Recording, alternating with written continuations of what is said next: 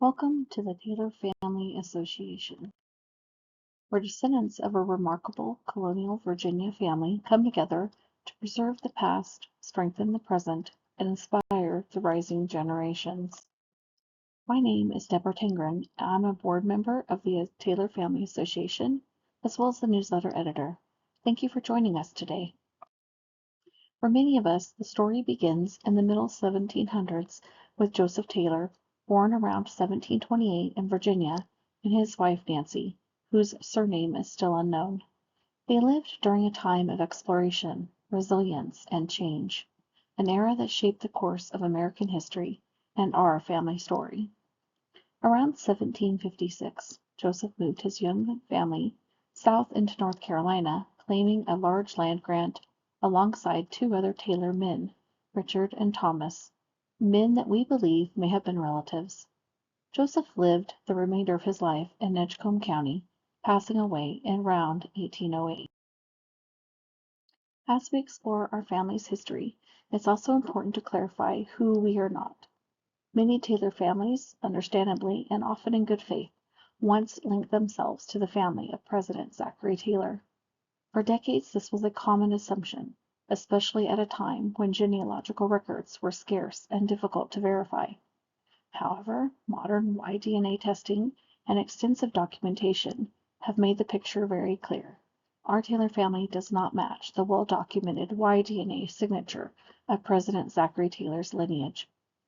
In the past, a pedigree circulated that connected us to a Zachary Taylor, an ancestor of the President, by listing him as the father of our very own Joseph Taylor, Jr.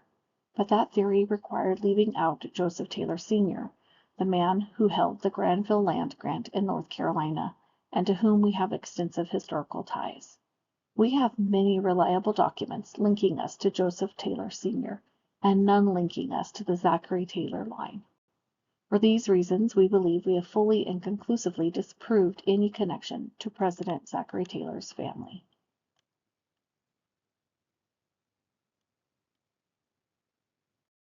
Instead, our researchers focus on the origins of our own proven line. One compelling theory connects us to Richard Taylor and Roger Hodges, who were passengers on the ship True Love in 1635, and who later married the Manning sisters. Their descendants appear linked to land surrounding Julian Creek, including a 446-acre property jointly owned by Richard Taylor and Thomas Nash. We invite you to explore these and other possibilities on our Taylor Heritage page, where we share the latest research, maps, documents, and competing theories about our earliest origins. As the story unfolds into a new century, Joseph's son, Joseph Taylor, Jr., born about 1751 in Virginia, carried the family legacy forward. He was a Revolutionary War veteran.